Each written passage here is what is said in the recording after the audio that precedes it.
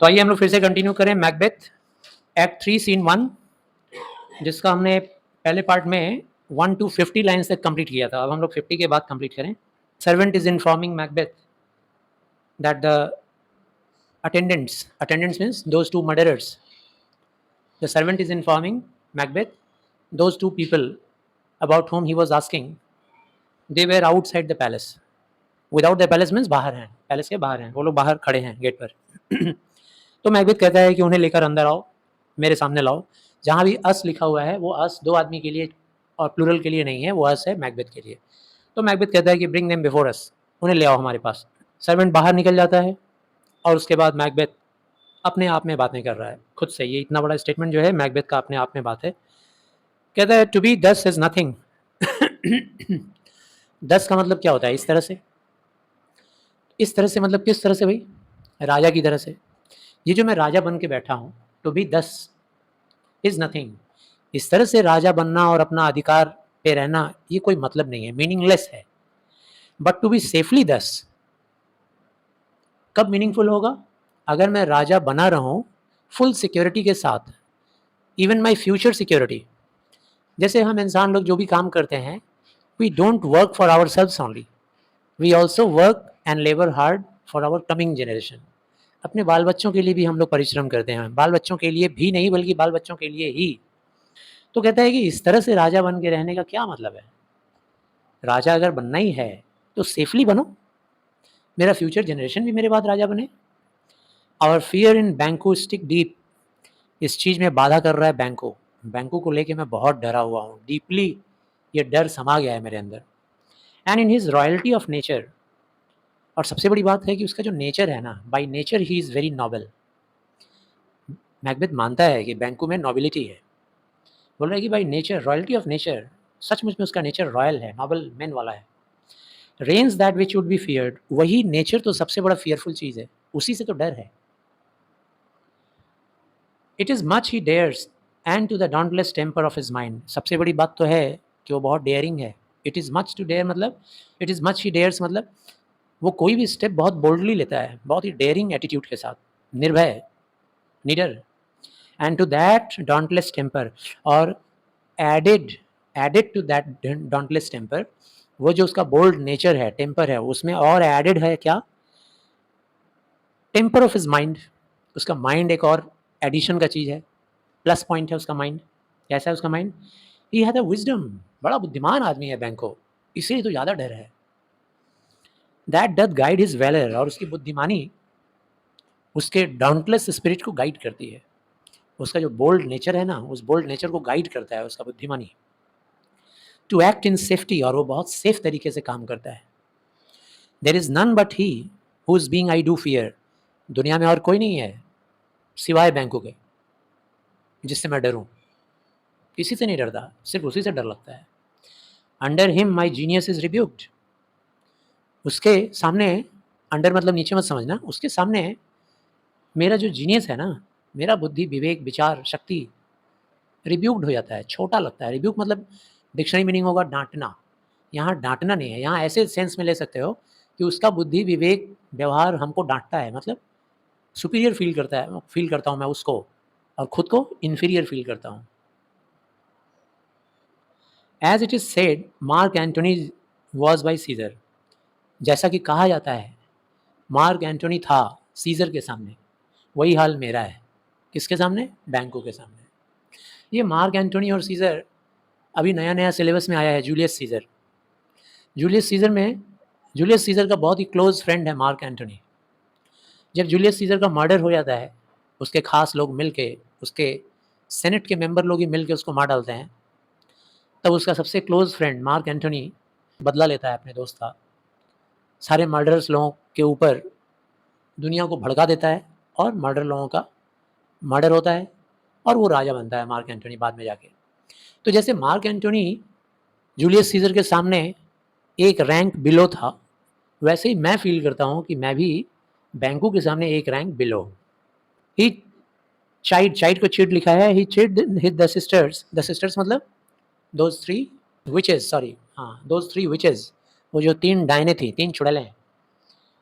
He chid the sisters when first they put the name of king upon me, जब उन तीनों चुड़ैलों ने हमारा भविष्यवाणी किया था कि मैं राजा बनूंगा स्कॉटलैंड का, तो ये बैंको ही था जिसने चैलेंज किया उन सिस्टर्स को, डांटा, चाइड किया मतलब डांटा, डांट कर बोला, bade them speak to him, बोला कि मेरे बारे में भी कुछ ऑफर करो, उसके बारे में बता रहे हो, मेरे बारे में बताओ। देन प्रॉफिट लाइक, उसके बाद भविष्य वक्ताओं की तरह से वो जो तीनों चुड़ैलें थी, दे हेल्ड हिम, उन लोगों ने उसको बताया कि father to a line of kings, उन्होंने बताया कि तुम फादर बनोगे लाइन ऑफ किंग्स के, तुम्हारे जो डिसेंडेंट होंगे वो आने वाले दिन में राजा बनेंगे स्कॉटलैंड के, तुम्हारे डिसेंडेंट होंगे। Upon my head they place fruitless crown, मेरे सिर पे तो उन चुड़ैलों ने बे मतलब का फ्रूटलेस क्राउन पहना दिया। क्यों फ्रूटलेस है भाई? जब तक मैं जिंदा हूँ तब तक मैं राजा हूँ, मेरे बाद मेरा कोई डिसेंडेंट राजा नहीं बनेगा, तो फ्रूटलेस ही हुआ ना। इसलिए तो ऊपर कहा था to be thus is nothing but to be safely thus, है ना। ऐसा राजा बन के क्या फायदा, राजा बनना है तो सेफ तरीके का राजा बनो। On my head they place a fruitless crown and put a barren sceptre in my grip, sceptre जानते हो कि जो राजा महाराजाओं के हाथ में होता है, एक स्टिक जैसा होता है मेटालिक, वो सेप्टर होता है। मेरे हाथ में एक तो सेप्टर दे दिया झुनझुना खेलने के लिए, और माथा में पहना दिया मुकुट। Hence to be wrenched with an unlineal hand, no son of mine succeeding, और मेरा जो लाइन ऑफ डिसेंडेंट्स हैं उनमें से कोई भी, मेरा कोई भी बेटा, मेरे बच्चों में से कोई भी राजा नहीं बन पाएगा। If it be so for Banquo's issue I have filed my mind, अगर ऐसा है तो क्या मैंने बैंकू के खानदान के लोगों को राजा बनाने के लिए सब कुछ किया, इतना बुरा काम किया, डनकन का मर्डर कर दिया, द ग्रेसियस डनकन, मेरा राजा डनकन कितना ग्रेसियस था, ग्रेसफुल, उसका मैंने मर्डर कर दिया। Put rancours in vessel of my peace only for them, और बैंकू के बच्चों के लिए मैंने अपने दिमाग को अशांत कर लिया, दिमागी शांति मैंने ख़त्म कर दी। And mine eternal jewel given to the common enemy of man, और जो जेवल यानी कि जो राज ठाट बाट मेरा होना चाहिए इटर्नल हमेशा के लिए, वो मैंने कॉमन एनिमी ऑफ मैन बैंकू के खानदान को दे दूंगा, मैं आने वाले वंशज को, खानदान सॉरी मतलब बैंकू के आने वाले डिसेंडेंट को दे दूंगा जो कि कॉमन एनिमी ऑफ मैन होंगे, उन लोगों को राजा बनाने के लिए। द सीड्स ऑफ बैंकूज किंग्स और बैंकू के राजाओं का सीड स्प्राउट करे, इसके लिए मैंने ये सब किया। रादर दैन सो, अगर ऐसा है तो ऐसा नहीं करके, come fate into the list, मैं भाग्य को चैलेंज करता हूँ, भाग्य को सामने बुलाऊंगा, देखता हूँ भाग्य में कितना शक्ति है, मेरे से लड़े, चैलेंज करता हूँ मैं।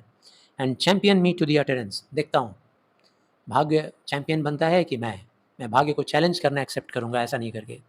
इसीलिए वो मर्डर लोगों को बुला रहा है। प्रोफेसी तो पूरी राइट हुई, उसको तो समझ ही जाना चाहिए कि अगर मेरे बारे में प्रोफेसी राइट हुई है तो बैंकों के बारे में भी राइट होगा, तो बेकार है ये सब कुछ करना। लेकिन फिर भी वो भाग्य से लड़ रहा है। भाग्य से कोई कैसे लड़ सकता है? वो भाग्य से लड़ रहा है कि देखते हैं हम जीत के रहेंगे, ऐसा नहीं होने देंगे। सर्वेंट और दो मर्डरर अंदर आते हैं।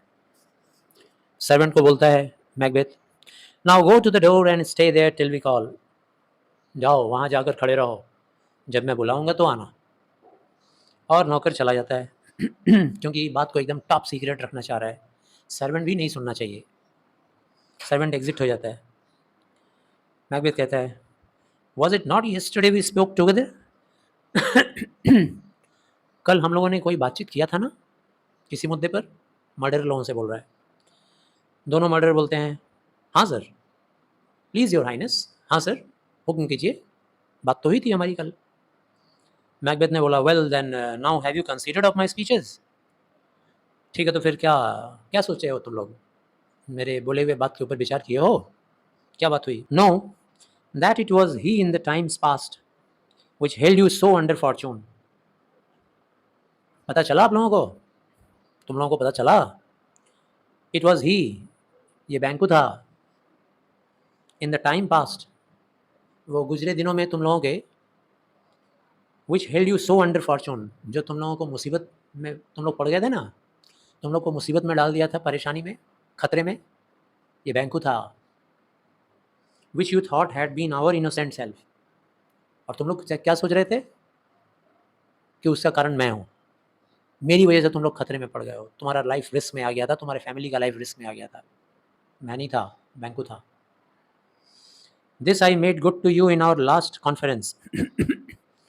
हम लोग का जो लास्ट बातचीत हुआ था उसमें तो मैंने क्लियर कर ही दिया था तुम लोगों को कि तुम्हारे ऊपर जो भी मुसीबतें खतरे आए थे उसका जिम्मेदार मैं नहीं हूँ, सब बैंकू था। Passed in probation with you, how you were born in hand, how crossed.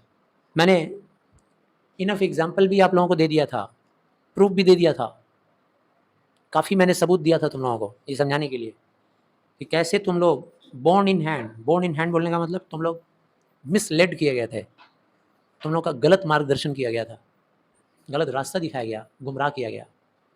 How crossed, तुम लोग को कैसे चीट किया गया, बिट्रे किया गया। द इंस्ट्रूमेंट, और तुम लोग को चीट करने वाला जो इंस्ट्रूमेंट था बैंकू था, जान लो। लास्ट डे तो मैंने बता ही दिया था। हु रॉफ विद देम, और बैंकू के साथ वो कौन लोग थे जिनको इंस्ट्रूमेंट बना के तुम लोगों को मुश्किल में डाला गया। बैंकू भी इंस्ट्रूमेंट है और बैंकू ने और भी कई लोगों को इंस्ट्रूमेंट बनाया और बना के अल्टीमेटली तुम लोगों को फंसाया। And all things else that might to, और भी कई चीज़ें जो तुम लोग जानते भी नहीं हो, कई चीज़ें और भी हैं जो बैंकू ने और उसके साथियों ने तुम लोगों के साथ किया है तुम लोगों को मुसीबत में डालने के लिए। That might to half a soul and to a notion crazed say thus did बैंकू। जितनी बातें मैंने तुम लोगों को बताई ना, वो सारा बात किसी आधा दिमाग वाला आदमी को अगर बता दोगे, हाफ अ सोल जिसके पास दिमाग नहीं है, एंड टू अ नोशन क्रेज्ड जिसका बुद्धि विचार क्रेजी है, पागल है, वो आदमी भी बोल देगा सुनने के बाद, अरे हाँ ये तो बैंकू है, अरे ये तो सब कुछ तो बैंकू ने किया है। अब तक तो तुम लोगों को भी समझ में आ गया होगा, पागल को भी बोल देंगे ना ये सब बात, समझ में आ जाएगा। फर्स्ट मर्डरर बोलता है, you made it known to us. हाँ सर, आपने सारी बात हम लोग को बताई थी, पता है सर। मैकबेथ कहता है, I did so and went further. मैंने जो बताया वो बताया, और आगे भी और कुछ बात करनी है उसी मुद्दे पर। आज हमने सेकंड मीटिंग करेंगे, आज ये सेकंड मीटिंग है। Do you find your patience so predominant in your nature that you can let this go, which is now our point of second meeting. Do you find your patience, तुम लोग क्या इतने patient इंसान हो, murderers को बोल रहा है, इतने धैर्य वाले इंसान हो क्या तुम लोग। सो प्रीडोमिनेंट, तुम्हारे अंदर धीरज, जो पेशेंस का पावर है वो क्या इतना प्रीडोमिनेंट है तुम्हारे नेचर के ऊपर कि तुम लोग इस चीज़ को ऐसे ही जाने दोगे। तुमको जिसने बर्बाद करने का कोशिश किया तुम लोग जाने दोगे उसको। आर यू सो गॉस्पेल्ड, अरे तुम लोग क्या बाइबल का टीचिंग से इतना ज़्यादा इम्प्रेस हो गए हो क्या। गॉस्पेल क्या है तो, हाँ, गॉस्पेल क्या होता है भाई, छोटी छोटी टीचिंग्स होती हैं, कहानियाँ होती हैं लोगों का नेचर सुधारने के लिए। तो बाइबल का जो गॉस्पेल है लोगों को इसलिए सुनाया जाता है कि उनके अंदर का पाप खत्म हो जाए, वो लोग सुधर जाएं। कह रहा है कि क्या गॉस्पेल का इतना असर पड़ गया है तुम लोग के दिमाग पे, to pray for this good man and for his issues, कि तुम लोग और इसका बुरा नहीं करना चाह रहे हो, बैंकू का, और उसके इश्यूज का भी बुरा नहीं करना चाह रहे हो, उसके बच्चों का भी। अरे तुम्हारी जगह कोई और रहता तो उसको भी मारता, उसके बच्चों को भी खत्म कर देता। हुज हेवी हैंड, ये वही बैंकू है, भूलो मत। उसी के बच्चे हैं सारे, फ्लिंस और बाकी सब, जिन लोगों ने तुम्हारे ऊपर हेवी हैंड लगाया। हेवी हैंड मतलब जिन लोगों ने तुमको ब्लो किया, चोट पहुंचाया। Hath bowed you to the grave, जिन लोगों ने तुमको मिट्टी में मिला देने का कोशिश किया। Beggared yours for ever, yours means तुम्हारे, तुम्हारा परिवार, और तुम्हारे परिवार को रास्ते पे लाके खड़ा कर दिया, भिखारी बना दिया हमेशा हमेशा के लिए। क्या तुम लोग ऐसे हो क्या कि माफ कर दोगे। पहला मर्डरर बोलता है, we are man my lord, my liege का मतलब माई लॉर्ड, मेरे मालिक, हम लोग इंसान हैं। अब इंसान है बोलने का मतलब उन लोगों का ये है कि हम लोग विवेक के साथ काम करते हैं, हम लोग के पास दिमाग है जो ये सोचने पे मजबूर कर रहा है कि क्या करें, मतलब करें या ना करें, आगे बढ़ें या ना करें। हम लोग इंसान हैं, जानवर रहते तब तो सोचते ही नहीं। अब कैसे समझा रहा है देखो, कहता है, ay in the catalogue you go for men, तुम लोग इंसान के लिस्ट में आते हो। क्या कह रहे हो, इंसान हो तो तुम इंसान के लिस्ट में आते हो। You are classified as man. किसी भी जीव जंतु का लिस्ट जो होता है, हर एक जीव जंतु का एक लिस्ट है। जैसे मान लो इंसानों का एक बात करते हैं, वहाँ मत सोच के ऐसे समझो बात को, जैसे हम सभी इंसान हैं। इसी इंसान में किसी का नाम है बिजनेसमैन, इसी इंसान में किसी का नाम है नौकर, किसी का नाम है मालिक, किसी का नाम है स्टूडेंट, किसी का नाम है टीचर, किसी का नाम है गुंडा, किसी का नाम है मवाली, किसी का नाम है नेता, किसी का नाम है वकील। सारे इंसान में ही हैं। ऐसे ही बोल रहा है कि जैसे कुत्तों की बात ले लो, शिकारी कुत्ते, ग्रे हाउंड्स भी कुत्ता ही है, मॉन्ग्रेल भी कुत्ता है, spaniel, curs, shoughs, water rugs, demi wolves, सारे कुत्ते हैं। Are clept all by the name of dogs. सभी कुत्ते हैं, लेकिन कुत्तों में कैटेगरी तो है ना, कैटेगरी है कि नहीं? तो हम सब इंसान हैं, तुम भी इंसान हो, इंसान में भी कैटेगरी होता है। The valued file distinguishes the swift, the slow, the subtle. इन कुत्तों में वैल्यूएबल चीज़ इनको कौन बनाता है, किस रैंक में, किस फाइल में ये लोग आते हैं, ये कुत्ते, उसी के बेस पे डिसाइड होता है, डिटरमाइन होता है इनका quality as a dog. The valued file, उसी पे इनका वैल्यू माना जाता है, डिस्टिंग्विश किया जाता है। कौन सा कुत्ता बहुत तेज़ दौड़ता है, वो भी कुत्ता है लेकिन तेज़ दौड़ने वाला कुत्ता है। कौन सा बहुत स्लो चलने वाला कुत्ता है, वो भी कुत्ता है लेकिन स्लो वाला कुत्ता है, थोड़ा स्लो है। कौन सा चालाक है, सटल है। द हाउस कीपर, कौन सा हाउस कीपर है, घर की रखवाली करने वाला है, वो भी कुत्ता ही है। द हंटर, कौन सा शिकारी कुत्ता है। Everyone according to the gift which bounteous nature hath in him closed. और सभी कुत्तों के अंदर नेचुरली ये क्वालिटी मिला है, और उसी क्वालिटी के बेस पर, उसी नेचर के बेस पे डिसाइड होता है कि वो किस टाइप का वैल्यू है, उसका कितना वैल्यू है एज ए डॉग। बिल्कुल वैसे ही है इंसान में भी, इंसानों में भी वैसी ही बात है। Whereby he does receive particular addition from the bill. ये जो क्वालिटी है ना, ये क्वालिटी उनके बिल में एडिशन है। बिल क्या है, they are treated as a dog, लेकिन डॉग के साथ साथ एक और वैल्यूएशन ऐड हो जाता है उनके साथ। किस बात बेसिस पे, उनके कैटेगरी वाइज, वो फास्ट हैं कि वो स्लो हैं, कि वो क्लेवर हैं, कि वो हाउस कीपर हैं, कि वो हंटर हैं, अलग अलग बिल के साथ वो वैल्यू ऐड हो जाता है। ऐसे ही इंसान में भी होता है। And so of man, now if you have a station in the file. मान लो कि अगर तुम भी इंसानों की कैटेगरी में आते हो, तो सारे ही तो इंसान हैं, लेकिन तुम्हारा भी तो एक नेचुरल क्वालिटी होना चाहिए कि तुम्हारे साथ जो बुरा किया है उसको तुम माफ़ नहीं करोगे, ये एक कैटेगरी हो गया। तुम्हारे साथ जो बुरा किया है उसको तुम घर में बुला के चाय पिलाओगे, ये भी एक कैटेगरी है। तुमको जो मारा, डंक मारा, तुम उसका जान बचाओगे, ये एक कैटेगरी हो गया। तो बिल्कुल कुत्तों जैसा इंसान में भी है। If you have a station in the file of human being, not in the worst rank of manhood. अगर तुम दोनों इंसानों की कैटेगरी में सबसे वर्स्ट वाला, सबसे लोएस्ट लेवल वाला इंसान अगर तुम लोग नहीं हो, सबसे लोएस्ट और वर्स्ट कौन होता है, जो अपने दुश्मनों को माफ़ कर देता है। जो अपने दुश्मन को माफ़ कर देता है वो सबसे वर्स्ट है। तो अगर तुम लोग वर्स्ट नहीं हो, I will put that business in to your bosom. तो फिर मैं एक बात बताने वाला हूँ, तुम लोगों के साथ शेयर करने वाला हूँ। यहाँ बॉजम का मतलब चेस्ट। क्या पढ़ेंगे हम, एक बात तुम्हारे साथ शेयर करेंगे। Whose execution takes your enemy of.